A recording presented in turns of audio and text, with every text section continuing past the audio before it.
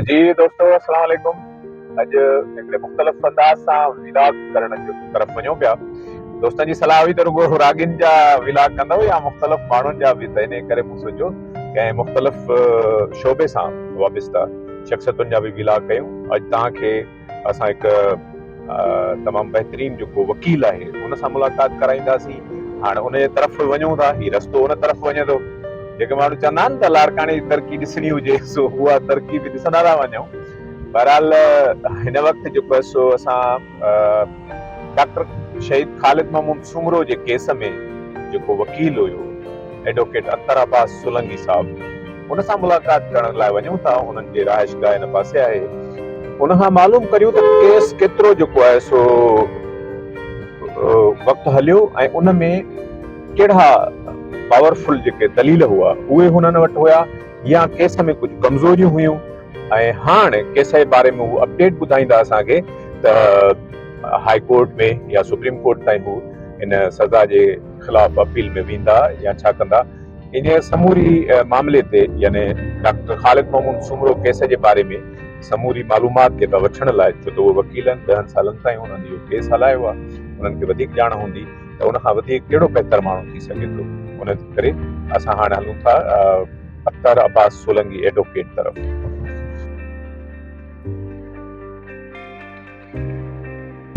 ख़ुशि आहियो ख़ुशि आहियो।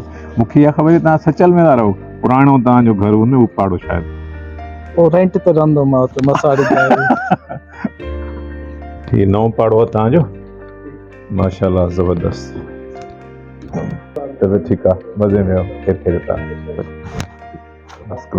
जी दोस्तो, त जीअं तव्हां खां ज़िक्र कयोसीं त सुप्रीम कोर्ट जो एडवोकेट अख्तर अब्बास सोलंकी साहब, उन सां अॼु असां कचहरी कंदासीं, गुफ़्तगू कंदासीं।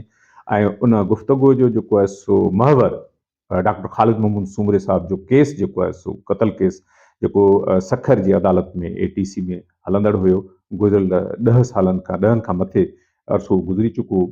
ऐं उन जी फतवा आई। फतवा में समूरा जेके बि जवाबदार ॼाणायल हुया FIR में, उन्हनि खे उमिरि क़ैद जी सज़ा आई। त इन केस ते ख़ुशूसन हूअं त साईं तमामु सीनियर वकील आहिनि, हाई कोर्ट में मुख़्तलिफ़ हाई प्रोफाइल केसिस खे जेको आहे सो हू रिप्रेज़ेंट कंदा रहंदा आहिनि मुख़्तलिफ़ धुरियुनि खे। पर हिन केस में मुस्तक़िल मिज़ाजीअ सां ही अपीयर थींदा रहिया। उन्हनि सां अॼु इन केस जे बारे में पुछूं था त साईं वर यू एक्सपेक्टिंग, तव्हांखे इहा एक्सपेक्टेशन हुई? I was expecting more than that. मूंखे हिन खां वधीक जी उमेद हुई अच्छा त at least a couple of accused should have been penalized with death, capital punishment. So I was expecting more than that. तव्हांजी तयारी बि इहा ई हुई त जेके इन क़तल केस में मुलविस आहिनि उन्हनि खे फांसीअ जी सज़ा अचे?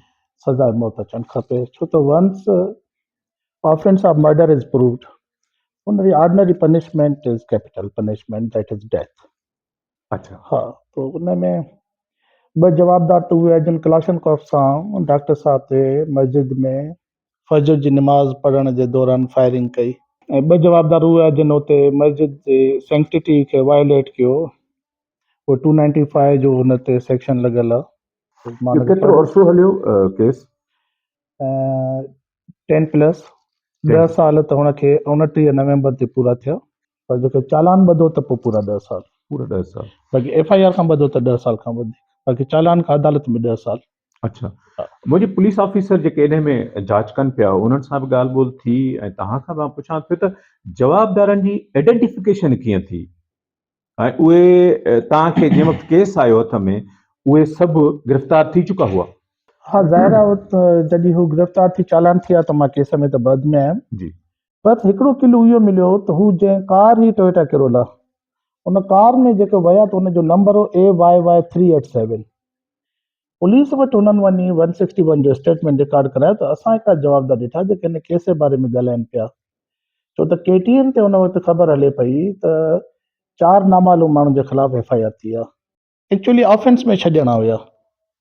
राशिद महमूद त मस्जिद में 4 माण्हू ॾिठा, हुन FIR कराई, पर मस्जिद मदरसा हकानिया जी जेका ओभर पासे वारी गेट हुई, 2 उते बीठा, जेके ईंदड़ वेंदड़ जेके जमायती जेके अचनि पिया फजर जी नमाज़ उन्हनि ते कंट्रोल कनि पिया त अंदरि कोई न वञे। तो राशिद में मूंखे ख़बर नहीं, हुन एफ आई आर दाख़िल कई, पंहिंजे वालिद साहब जो लाश खयूं, सिविल अस्पताल आया, पोस्टमार्टम करायो, तदफीन थी। त उहे मशरक़ी गेट वारा पहिरियों किलो इहो मिलियो त उन्हनि खे हिते लाड़काने मिलियो। उहो AY387 असल में कंहिं बहिराण कार जो नंबर हो। अच्छा, पोइ पुलिस चयो त इहा टोयोटा ते बहिराण जो नंबर छा थो करे। केस में जेका केस प्रॉपर्टी ॼाणाइण लाइ उन में शायदि करोला कार आई आहे टोयोटा टोयोटा जी, करोला कार आहे, उन जो असल नंबर AFR535 आहे, उहो लाहे उहो मिरान गाॾी वारो बहिराण कार AY387। उहो पोइ लॻो। उन्हनि जॾहिं पुलिस खे ॿुधायो, पुलिस जॾहिं जांच कई त ही कर, पोइ पुलिस एक्चुअली उन AY387 ऐं टोयोटा ते लॻल आहे। पोइ पुलिस खे जेको आहे इंफॉर्मेशन मिली त डॉक्टर साहब जा कातिल 24 डिसंबर ते उन साॻी कार में जाली नंबर प्लेट सां सखर खां क्रॉस कई वञनि था, पंजाब या काॾे बि, उहा कान उन्हनि खे ख़बर। पोइ पुलिस खे नाकाबंदी में जॾहिं उहा कार मिली त जवाबदार पकड़िया, 5 जवाबदार। उन गाॾीअ में हा, इहो 24 डिसंबर आहे शायदि 2014। उन में ही जेके जमाली हुआ सिर्फ़ु उहे हुआ या न, हनी भुट्टो हनी पाण हुयो? भुट्टो, मुश्ताक अहमद, ओके। सारंग ऐं ॿ जमाली। जमाले जे बारे में मूं ॿुधो हिन में केस में जेके इन्वॉल्व आहिनि उहे बलोचिस्तान जा आहिनि न, मुंहिंजे ऐं ख़्याल उहे में चवनि था त हुननि स्टेटमेंट ॾिनी त असांखे का ख़बर न हुई, असां त हायर्ड जेके थींदा आहिनि किलर्स न, छा जैकबाद जा आहिनि, शाहिद जैकबाद जा आहिनि, जैकबाद डिस्ट्रिक्ट जा आहिनि। पर उहे हायर्ड हुआ। हायर्ड ईअं त हुननि जो पुलिस जे स्टेटमेंट में इहो हो त असांखे हिननि पंहिंजो हायर्ड कयो, असां प्लानिंग में बि हुआसीं ऐं हुननि असांखे हायर्ड कयो। पुलिस, हा, मूं पुलिस ईअं पुलिस ॿुधो इन- त न- अच्छा इहो बि मूं ॿुधो त उन्हनि में उहो पैसनि वैसनि जी ॾेती लेती काफ़ी वक़्तु अॻु में थी चुकी हुई। पोइ वरी जॾहिं हुननि ॿुधो त डॉक्टर ख़ालिद जी आहे केस, त हुननि पंहिंजी डिमांड वधाए को वधीक कई। ही पुलिस जा पेपर्स इहो या बयान। पुलिस जे बयान में मुंहिंजे ख़्याल में अहिड़ी ॻाल्हि मूंखे नज़र न आई। थी सघे थो पुलिस जे इल्म में हुजे, मुंहिंजे इल्म में इहा शइ न आहे। मुंहिंजे ठीकु इल्म में जेको 161 जो स्टेटमेंट हो ठीकु। त उहो ई हुयो, उन में अहिड़ी ॿियो ॻाल्हि महर जेको आहे हिन में इन्वॉल्व, मुश्ताक महर, उहो चवनि था चक जो आहे ऐं उहो लखी जे भरिसां, लखी भरिसां माना बागड़ जी आहे, लखी जे भरिसां हा शायदि। हा चक हा, इशारा। जी। त अच्छा, रीज़न बिहाइंड द मर्डर इन सॼे एतिरनि सालनि में सेक्टेरियन हेटेड, मसल की नफ़रत। उहा ई आहे। हा, मसल की नफ़रत, मोटिव जेको आहे हा मसल की नफ़रत आहे। केस एक्चुअली जॾहिं इस्तिगासा पूरो कंदी आहे न, जी प्रोसिक्यूशन साइड क्लोज़ कंदी आहे, पोइ जवाबदारनि खे मौक़ो ॾियणो वेंदो आहे। उन्हनि जो 342 CRPC जे तहत स्टेटमेंट रिकॉर्ड कबो आहे। पोइ उन्हनि खे हिकिड़ी हिकिड़ी शइ सां कंफ्रंट करिणो पवंदो आहे त तव्हांजे ख़िलाफ़ ही एविडेंस आहे, तव्हांजी एक्सप्लेनेशन कहिड़ी आहे। ओके। हुननि उन पंहिंजे स्टेटमेंट में उन्हनि बि चयो, उन्हनि त चयो रिलीजियस, उन चयो त पंहिंजो रिलीजियस एनमिटी जे करे, पर हाणे राशिद साहब त हुनखे सुञाणी कोई कोन, हुननि जी उन सां कहिड़ी रिलीजियस हुई। बाक़ी इन्वेस्टिगेशन में हुननि 161 में इहा ॻाल्हि कई त असांखे हिन सां मसलक, इहा असांजे मसलक जे बुज़ुर्गनि खे क्रिटिसाइज़ कंदो, तंहिंजे करे असां मारियोसीं। अच्छा, तव्हां एतिरो वक़्तु वेंदा रहिया आहियो हाज़िरियुनि ते, ॿियो चयो तव्हां केस जी, छो त ॿी धुर जे पारां मूं ॿुधो तमामु महांगो वकील थियल हो, कराची खां अलाए किथां ईंदो हुयो, बहरहाल तमामु महांगो वकील थियल हो। तव्हांजी तयारी हुननि जी बनस्बत एतिरी सुठी हुई तव्हांजी टीम जी जो तव्हां केस विन कयो? छो त महांगे वकील लाइ अक्सर असां इहो ई ॿुधो आहे त जज साहब जी हुन फेस वैल्यू ॾिसी चवंदा आहिनि बाबा हे त ॿाहिरां थो अचे, इस्लामाबाद मां अचे थो, कराची मां थो अचे, जेको बि। मुंहिंजी तयारी त ख़ैर एतिरी कोन हुई। केस सचो ऐं मज़बूत हो, शायदि सचा हुया। ऐं असांजा उस्ताद चवंदा हुया बि, चवंदा आहिनि बि, त जॾहिं केस में सचो शायदि हुजे त घड़ी छेड़खानी न कयो, क्रॉस घणो न कयो, न त फांसी पवंदो। सचनि शायदनि खे हुननि क्रॉस घणो कयो, फांसी पिया। चलिए, मुंहिंजी तयारी न हुई। अच्छा, हू वरी केस ॾिसो, केस में हुननि जे ख़िलाफ़ साबितियूं मज़बूत हुयूं। सही। केस में हुननि जे ख़िलाफ़ साबितियूं मज़बूत हुयूं, इहो ॻाल्हि मेन सबबु इहो आहे। ऐं ॿियो, हू जेके विटनेसिस आहे उहे कंसिस्टेंट आहे पंहिंजे स्टेटमेंट्स में, को हिकु बि न फिरियो। फिरण जो त सवाल ई पैदा न कयो। हिकु जी कामा, फुल स्टॉप, पोइ टाइम जी, काथे बि का कंट्रडिक्शन कोन्हे, जितां हिच मिले न काई बि कोन्हे त यार हिन में केस में हिते झोल आहे, या को डाउट क्रिएट थिए। हा न सवाल ई पैदा न, ईअं न हुयो। न। ऐं ॿी ॻाल्हि आहे त नेचुरल विटनेसिस आहे न, पुटु त पीउ सां गॾु हूंदो आहे न, मां जो अदालत वेंदो आहे त मुतर मूं सां गॾु हूंदो आहे, भाउ सां गॾु हूंदो आहे। इक़बाल साहब हुनजो भाउ हुयो, मां वेंदो आहियां त मशहूद मुंहिंजो भाउ गॾु हूंदो आहे। क्लर्क, मुंशी, ॿिया टिया सभु गॾु आहिनि, ड्राइवर गॾु आहे, नेचुरल विटनेस आहे न ड्राइवर, अॼु बि हुननि जो ड्राइवर आहे हा त नेचुरल विटनेसिस आहे न।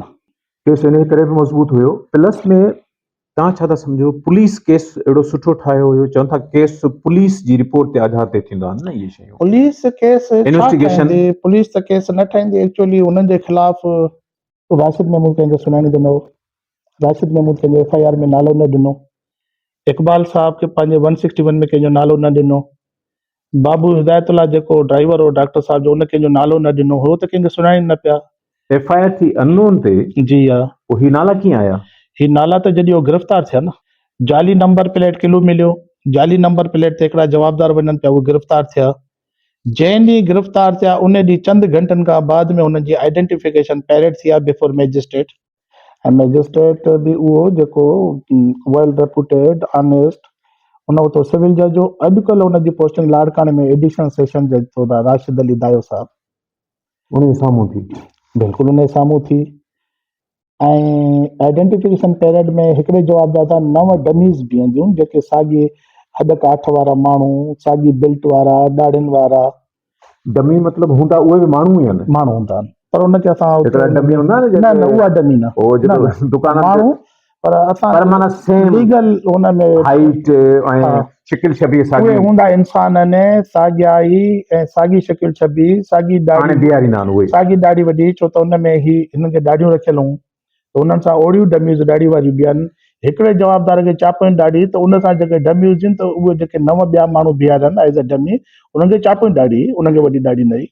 ओके हा, त तंहिंजे करे मैजिस्ट्रेट जे साम्हूं हुननि न सिर्फ़ु हुनखे आइडेंटिफाई कयो, हुनजो रोल ॿुधायो त ही वाक़ई वक़्तु हिन ही रोल प्ले कयो, हिन ही प्ले कयो, हथु रखे पियो। मैजिस्ट्रेट चएसि पियो तुंहिंजो नालो छा आहे, चए पियो मुंहिंजो नालो फलाणो आहे, ओके बसि ठीकु आहे। उहो आइडेंटिफिकेशन पैरेड जो इहो हिकिड़ो तरीक़ेकार आहे। शाम ताईं त आइडेंटिफिकेशन पैरेड हली, JIT ठही, JIT जॾहिं हुननि जो इहो सॼा हुनखे इंटेरोगेट करे हुन खां पुछो त हुन ॿुधायो त असां आयासीं इब्न कासिम पार्क, पुराणो हुनखे ल्यूकस पार्क चवंदा आहिनि, हा हा यादि आहे तव्हांखे? सफ़र में हा, त उते अमन कॉन्फ्रेंस हुई, उते जलसो डॉक्टर साहब जो, पोइ उतां चई असां उथियासीं त हिनखे असां रस्ते ते मारण जी कोशिशि कई पर मारे न सघियासीं। ही उते हुया उन जलसे में? हा, हुन जलसे में चई असां शिरकत कईसीं, ओके माना किथे बि आसे पासे वेठा गाॾियुनि में मोटरसाइकिल जेको ते, बि हा बहरहाल उते हुननि जो जलसे में जलसे तां वापसी ते डॉक्टर साहब खे असां रस्ते ते मारण जी कोशिशि कईसीं पर असांखे वारो न मिलियो, हुन सां सिक्योरिटी गॾु, पोइ असां वञी सदर दिन शाह ते वञी राति रहियासीं। पोइ सॼी राति प्लान कयोसीं त हाणे फजर जो, छो त डॉक्टर साहब मदरसे वियो, गेट बंदि थी वई, फजर जो वेंदासीं, पोइ फजर जो वियासीं त असां हुन निमाज़ सुनत जीअं शुरू की, अज़ान आई, अज़ान खां पोइ हुन सुनत शुरू कई। ॾाढो वरी से पोयों पंहिंजो पुटु बीठो हुअसि, भाउ बीठो हुअसि, ड्राइवर बीठो हुअसि, उते ई बसि अंदरि मस्जिद में घिड़ी हुन ते फायर कयनि। अच्छा, पोइ इहो सॼो ॿुधाइनि किसो, पोइ हथियार किथे आहिनि, हथियार हुननि प्रोड्यूस कया, जंहिं जंहिं जाते जाते लिकाए रखियो, हाणे एग्ज़ैक्ट हुननि जो मूंखे यादि न आहे हुनजी लोकेशन किथां किथां हथियार, उहे पाण हुन उते मशीरनि जे साम्हूं हुन हथियार कढी ॾिना। पोइ जेके पहिरें ॾींहं ते 29 नवंबर 2014 ते उतां MT जेके कॉटेजिस थींदा आहिनि, खोल 7.62 खोल जेके ख़ाली खोखा हुया, हा खोल या ख़ाली उहे ऐं हथियार जॾहिं हुननि मोकिलिया फॉरेंसिक जे लाइ, त मैच थी आहे त इन कलेक्शन सां ही थियो आहे, हिन पिस्टल सां ही थियो आहे, ही हिन सां न थियो आहे, ही हिन सां, सॼी फॉरेंसिक अची वई, सर्कमस्टेंशियल एविडेंस अची वई, हथियार अची पिया, आइडेंटिफिकेशन पैरेड थी, गाॾी थी, गाॾी जो ओरिजिनल प्लेट गाॾी जी डिकी मां मिलियो।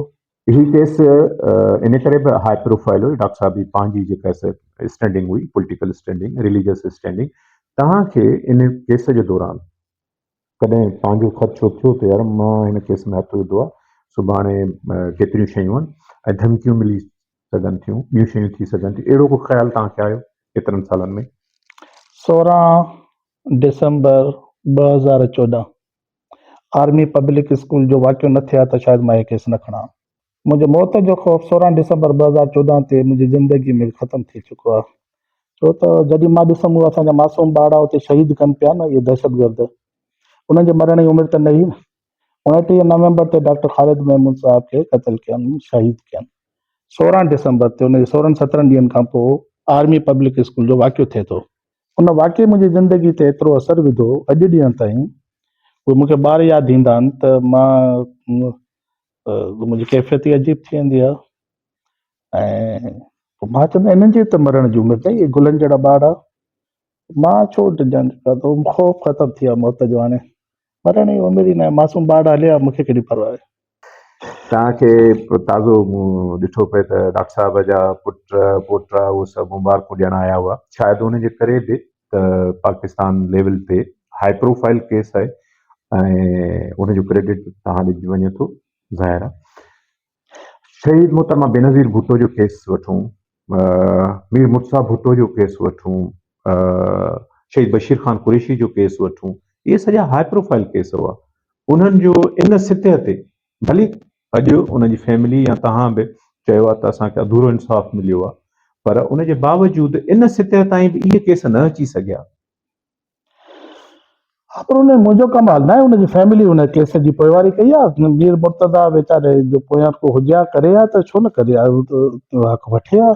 बेनज़ीर साहिब जे पोयारनि खे हाणे मां छा मीडिया ते चवां, त उनखे ग़लति अचणु खपे, त पंहिंजे वालदा जे कातिलनि जे लाइ कुझु करणु खपे उन्हनि खे बि। राशिद महमूद गैरत कई, राशिद महमूद हिमत कई, पंहिंजे पीउ जे लाइ इंसाफ़ वरितई, 6 माण्हुनि खे उमिरि क़ैद ॾियारी अदालत मां, ऐं कानून हथ में न खईं, ज़ाती रिवेंज न वरितई, पलांद न वरितई, हिकिड़ो को गमलो न टुटो शहर जो, अधूरे इंसाफ़ खां पोइ बि किथे को गमलो टुटो, को रोड ब्लॉक थियो, को एहतजाज थियो, बाबा अदालत जो दर खटकाइजईं, वरी वञी revision application for announcement of sentence दाख़िल कई, वरी बि अदालत में वियो आहे। हिन में त जेके वरसा आहिनि उन्हनि जो कमाल आहे, वकील जो त कमाल न आहे। मां त अॼु बि नथो सम्झां त मुंहिंजो को कमाल आहे केस में, न न।